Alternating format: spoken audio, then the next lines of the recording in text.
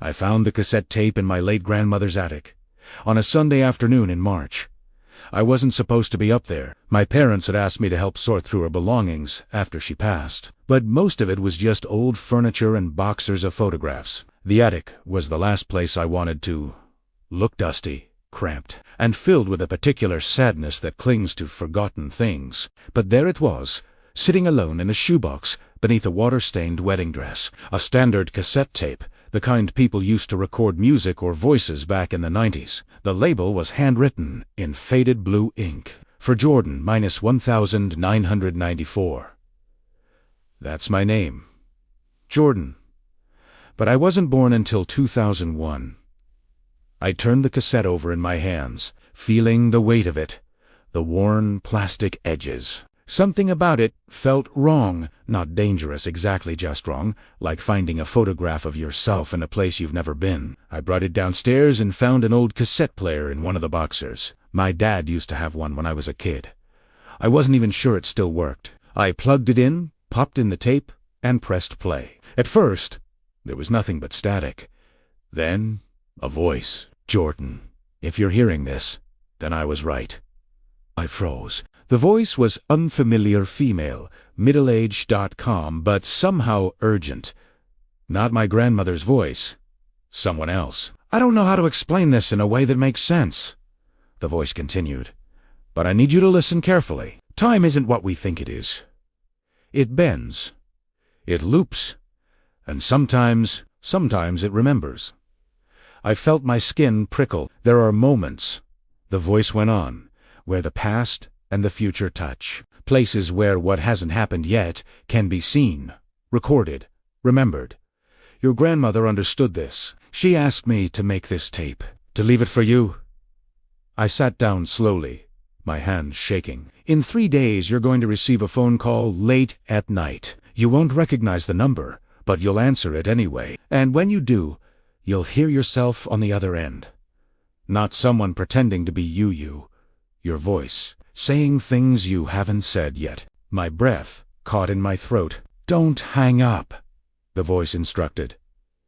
Listen to what you say. Write it down if you can, because what you hear in that call is the only warning you'll get about what is coming. The tape crackled with static for a moment, and I thought it was over. But then the voice spoke again, quieter this time.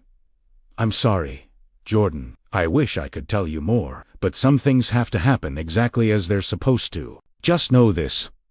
When the call comes, you have a choice. You can listen, or you can hang up.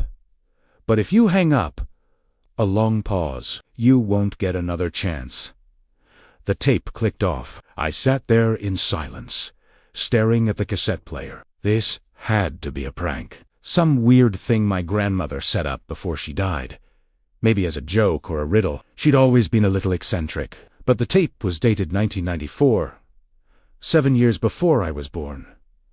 How could anyone have known my name? I tried to put it out of my mind. For 3 days, I went about my life work, errands, the usual routines. But every night, I found myself staring at my phone, waiting for it to ring. On the third night, it did. It was 2:47 in the morning when the screen lit up, vibrating softly on my nightstand. The number was unfamiliar, no area code I recognized, just a string of digits that didn't quite look right. I answered, "Hello, Silence." Then my own voice. "Jordan, listen to me. I don't have much time." I nearly dropped the phone. It was my voice, unmistakably mine. The same inflection, the same slight rasp when I'm tired. But I wasn't speaking. My mouth was closed. I was listening. "You're going to think I'm crazy," my voice continued on the other end of the line, "but you need to trust me. In 4 days, you're going to get an email. It's going to look like spam, but it's not. The subject line will say, 'Final Notice.' Do not delete it. Open it. Read what it says, and whatever you do, don't ignore the address." "What address?" I whispered, even though I knew Logilive, that I was talking to a recording, or a trick, or something I couldn't explain. "The one at the bottom." My voice sighed as if answering me. "That's where you need to go. I can't tell you why. If I do, it won't work. But if you don't go, Jordan, If you don't go, everything changes, and not for the better." My hands were trembling so badly I could barely hold the phone. "I know you're scared," my voice said, softer now. I was too. "But you have to trust yourself. Trust that you know what to do when the time comes." There was a pause, and I could hear something in the background, faint. It sounded like wind. Or breathing. "One more thing," my voice added. "After you hang up, don't try to call this number back. It won't work. And don't tell anyone about this. Not yet. You'll know when it's safe." Wait, I started to say, but the line went dead. I sat there in the dark, my heart pounding, staring at the phone screen. The call had lasted exactly 2 minutes and 33 seconds. I tried calling the number back. It didn't exist. 4 days later, the email arrived. It came at 11:03 p.m., nestled between advertisements and newsletters I never read. The subject line? "Final notice." I opened it with shaking hands. The email was brief. "You've been looking for answers. You'll find them at 1447 Oakmont Drive. Tomorrow, 3 p.m. Come alone. Bring the cassette. No signature.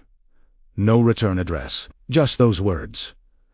I looked up the address. It was an old house on the edge of town, near the woods. According to the map, it had been abandoned for years. I should have ignored it. I should have deleted the email, thrown away the cassette, and moved on with my life. But I didn't. Because part of me, the part that had heard my own voice on the phone, the part that had listened to that tape, needed to canoe. I'm writing this now. The night before, I'm supposed to go. The cassette is sitting on my desk, next to a notebook where I've written down everything I remember from the phone call. I've read it over a dozen times, looking for clues, trying to make sense of it. But there's one thing I keep coming back to. The voice on the tape said my grandmother understood how time worked, how it could loop, how the future could touch the past. And I keep wondering if that's true. Then who made this tape? Who recorded my name in 1994? And more importantly, when I go to that house tomorrow, who will I find waiting for me? Will it be the person who made the call, or will it be me? I'll know soon enough, because in 12 hours, I'm going to 1447 Oakmont Drive. And whatever I find there, whatever has been waiting for me all this time, I've a feeling it has been expecting me all along. Maybe it always has been. If this story kept you up tonight, wait until you hear the one about the midnight call that came from a disconnected number and answered questions that hadn't been asked yet. Subscribe and turn on notifications so you never miss a story. And if you've ever felt like your life was following a script you didn't write, maybe it's time to check the tape. Sweet dreams.